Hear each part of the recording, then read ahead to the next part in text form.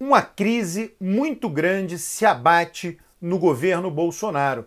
Todo presidente precisa lidar com crises. Foi assim com Fernando Henrique, crise da Rússia, crise asiática.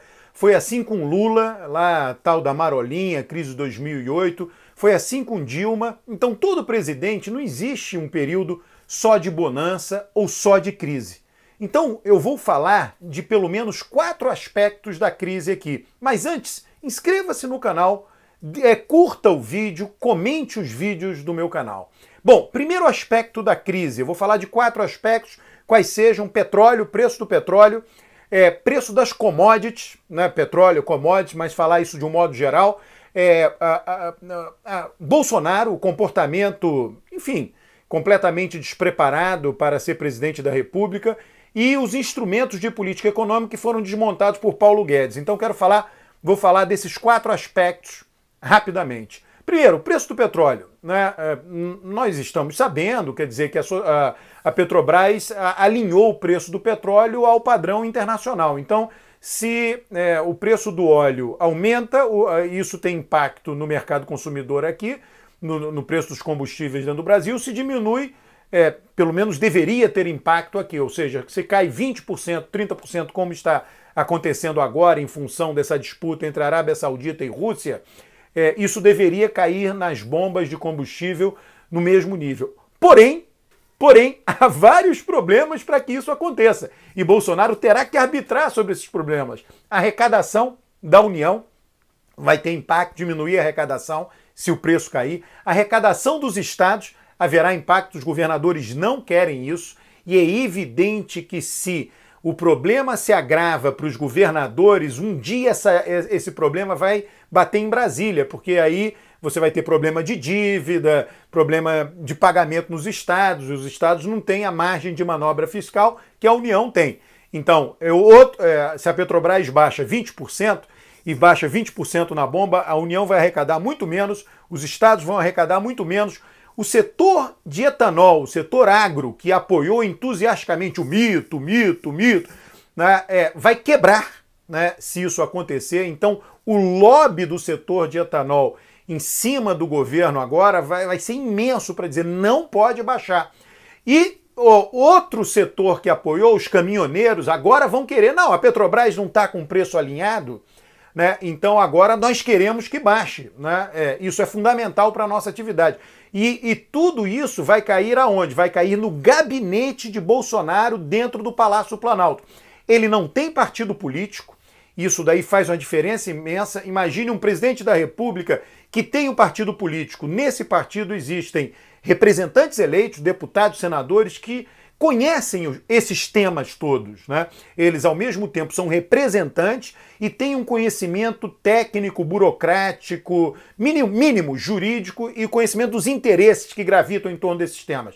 Então, eles vão lá no presidente e dizem, olha, a decisão, se for essa, vai dar nisso. Bolsonaro não tem partido político, não tem representantes eleitos que tenham convivido com ele no curto, médio e longo prazo, que sejam especializados nessas questões distributivas, quem vai ganhar e quem vai perder os recursos no que tange ao aumento ou diminuição do preço do óleo, do petróleo no Brasil. Ele não tem essas figuras para ajudá-lo na tomada de decisão. E ele, evidentemente, todos já sabemos, quer dizer, um deputado de baixo clero, que do ponto de vista dele, Bolsonaro, teve a sorte de ser eleito, mas alguém absolutamente despreparado para o cargo. O nosso sistema político ofertou alguém despreparado para o cargo. Um erro do sistema político, mas está feito, né? Então ele vai ter que arbitrar algo grave dentro de um conflito, um chamado clássico conflito distributivo. Baixou o preço da Petrobras, baixou o preço do combustível, o governo arrecada menos, a equipe econômica não quer, estados arrecadam menos, os governadores não querem. O etanol vai quebrar toda a cadeia do etanol que apoiou e apoia até hoje entusiasticamente Bolsonaro, eles não querem. Os caminhoneiros querem. A sociedade toda está ouvindo, olha, a Petrobras aumenta quando aumenta lá fora e baixa, a sociedade quer. Então ele vai ter todos esses conflitos para administrar. Algo que acontece com qualquer presidente.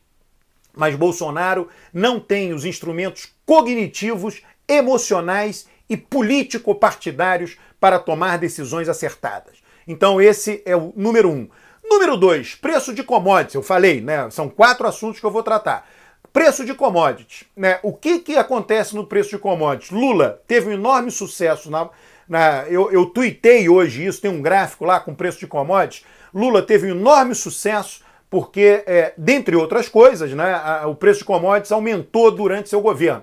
Foi aumentando constantemente. Né? Dilma, a crise de Dilma tem a ver também com a queda do preço de commodities. Então, mas o eleitor não quer saber disso. Né? Então o Brasil, as divisas geradas pelo Brasil, com a exportação de commodities, Vale, Petrobras, agronegócio, trigo, soja, né, são fundamentais no mercado externo. Só que nunca esteve tão baixo o preço de commodities de um modo geral, não só o petróleo. Tá? Nunca esteve tão baixo quando se toma a sério desde os anos 80 para cá. Então isso é crise na certa no governo que está lá sentado no Palácio do Planalto, como foi crise para Dilma, como foi bonança para Lula. Mas o eleitorado não quer saber disso. Não adianta dizer, não, o meu governo está em crise, tem uma crise por conta do preço de commodities. Ninguém quer saber. Você foi eleito, você disse que ia melhorar o país, resolva, o problema é seu. Então isso é um outro problema que vai cair, que já está caindo nesse exato momento no colo de Bolsonaro. Terceiro elemento importante, ele briga o tempo inteiro com as instituições. Então agora ele precisará, ou precisaria pelo menos, do apoio das instituições, do Congresso, do Senado, da Câmara, né? Coisa que ele não terá. Né? Não terá, ele briga.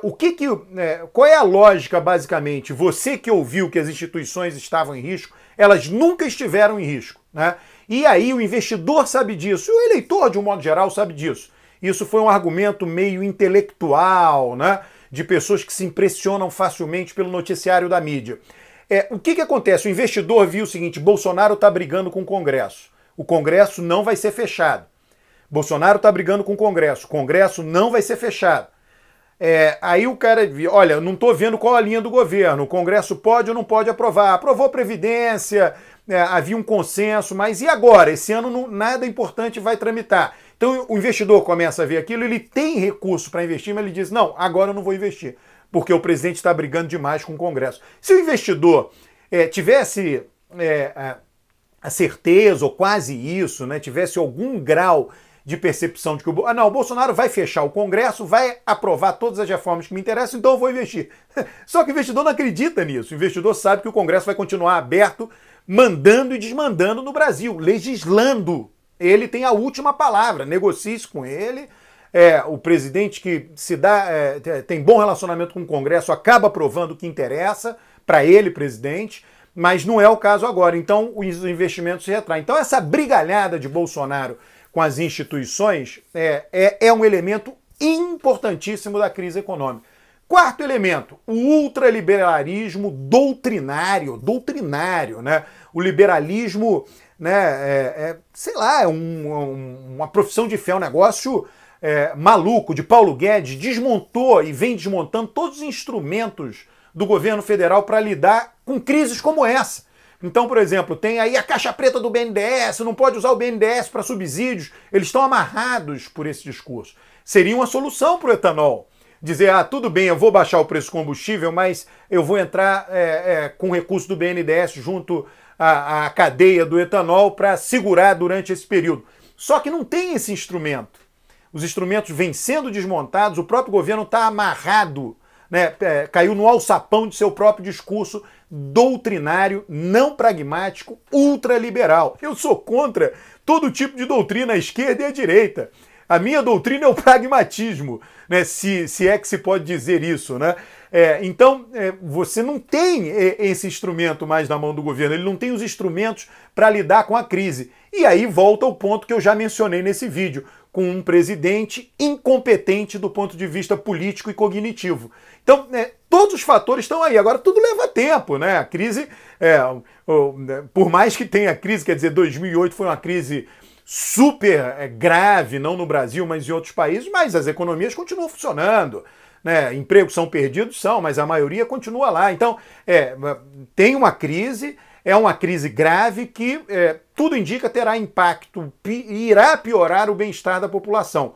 Só que isso não é abrupto, não acontece de uma semana para outra, de um mês para outro. Mas todos os ingredientes aí estão.